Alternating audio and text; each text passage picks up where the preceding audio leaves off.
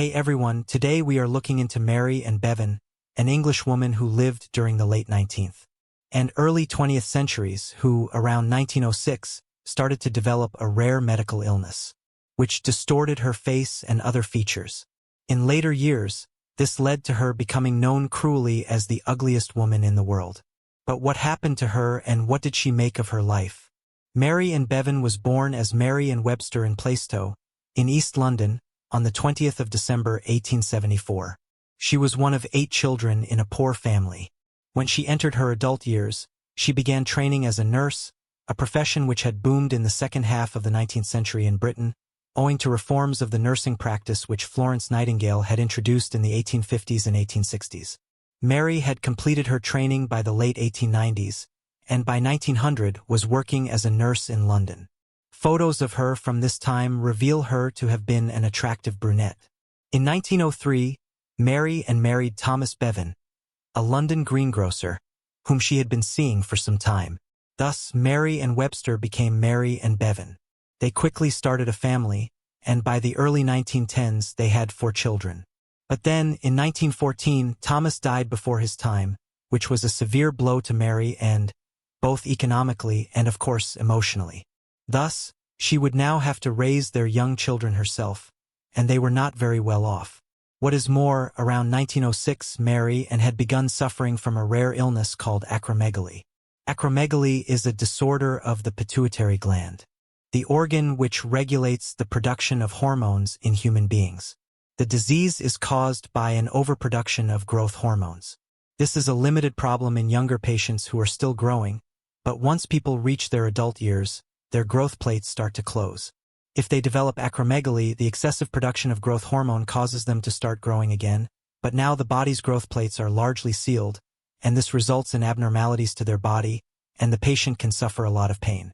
In more than 95% of cases, the underlying cause of the disease is a benign tumor having developed on the pituitary gland known as pituitary adenoma.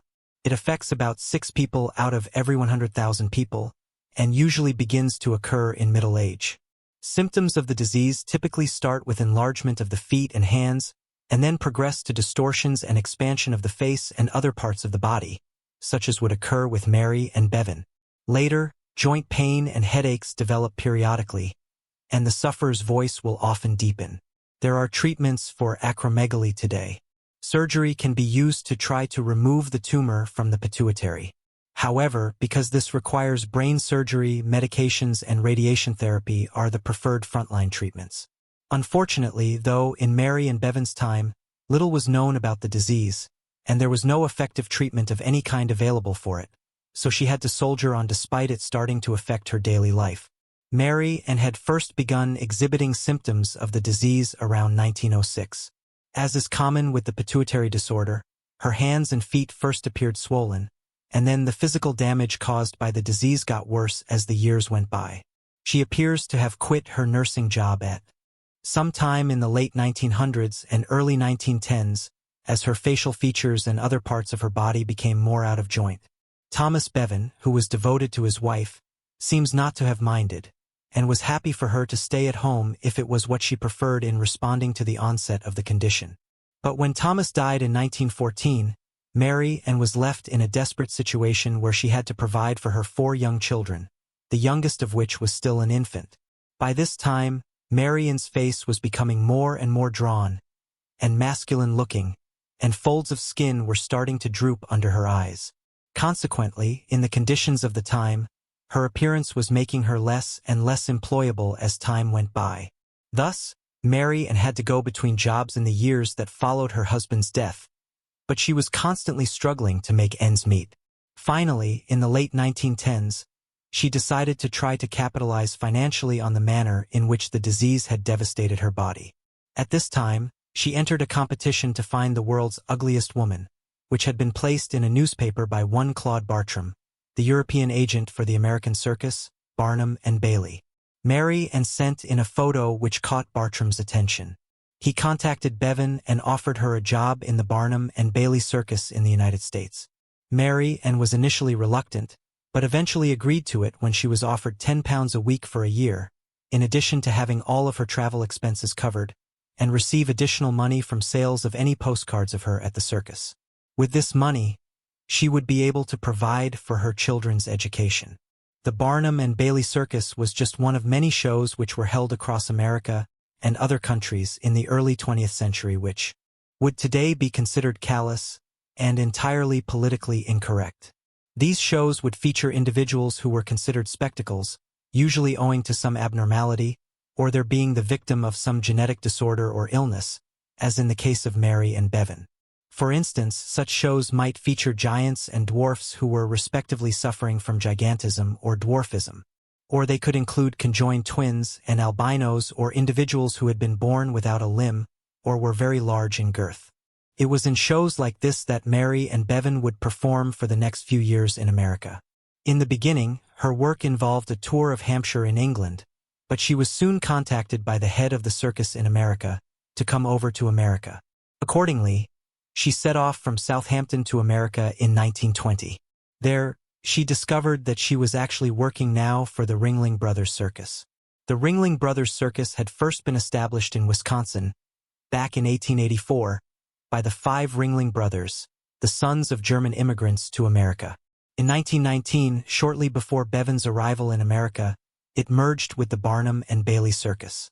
The combined operation began being advertised as the greatest show on earth. Thus, when she featured in their show, Bevan was forming part of a world-famous circus of the early 20th century. She quickly gained some notoriety in the sideshows of America, featuring in several newspapers who described her as the ugliest woman in the world. Within a few months, Bevan was one of the stars of the show, and she even soon featured on the pages of Time magazine. This was compounded by the decision to dress her during the show in men's clothes or unattractive garments, in such a way as to make her seem more masculine and emphasize the damage which the disease inflicted on her. With this notoriety, the Ringling Brothers Circus made more money, and Bevan received a substantial portion of it. By 1923, she is said to have earned about £20,000 during her time in the United States, a figure equal to well in excess of £500,000 today. But one can only wonder what the emotional and psychological impact of being displayed as a human oddity at a circus night after night had on her during these years. Mary Ann returned to Europe in 1925 to take part in a show in Paris, but ultimately, she took the decision to relocate her children to New York City. With the money she earned, she was able to send the 4 children to boarding school, and for them to live in relative comfort. She continued to work periodically at the Coney Island Dreamland show in Brooklyn. In 1927, Bevan became a patient of Harvey Cushing, a distinguished American neurosurgeon and pathologist who pioneered brain surgery in the early 20th century. Cushing was unable to provide much by way of a remedy for Bevan, but he did write a strongly worded letter to Time magazine in response to the piece it had recently published on Bevan. Here, he stated that this unfortunate woman who sits in the sideshow of Ringling Brothers, between Fat Lady and Armless Wonder, and affects white lace hats, woolen mittens, and high-laced shoes, has a story which is far from mirth-provoking. She was previously a vigorous and good-looking young woman, but has become the victim of a disease known as acromegaly. Being a physician, I do not like to feel that time can be frivolous over the tragedies of disease. Mary Ann Bevan eventually died in 1933. If treated today, acromegaly does not severely impact on one's life expectancy, but in the early 20th century, sufferers would generally have their life expectancy reduced by 10 to 15 years. Such was the case with Mary Ann Bevan, who died on the 26th of December, 1933, just a few days after her 59th birthday. Fortunately, her children fulfilled her dying wish and had her brought back to England to be laid to rest. She was buried at Brockley and Ladywell cemeteries, in Lewisham, southeast London. It should be noted that her demise might have been accelerated by a considerable drinking problem in her later years, one which was no doubt exacerbated by her disease, and the manner in which she was ridiculed on a near-daily basis for years. Mary Ann Bevan's story has been periodically retold in the 80-plus years since her death. This is owing to both the notoriety which she briefly had in America in the 1920s, and also because her story is indicative of the rather callous attitude society had towards people with physical abnormalities as recently as the 1920s. Sometimes, Bevan reappears in popular culture in more distasteful ways. Back in the early 2000s, the major card manufacturer and stationery company Hallmark began selling a birthday card making fun of the world's ugliest woman. This featured a picture of Mary Ann Bevan and referenced a blind date show at the time in which participants had to pick from 3 contestants that they could not see. The idea was meant to be that the participant chose door number 3, behind which Mary Ann Bevan was waiting. The birthday card was spotted on sale in London in 2006 by Dr. Wouter de Herder, a Dutch consultant endocrinologist at the Erasmus Medical Center in Rotterdam, in the Netherlands.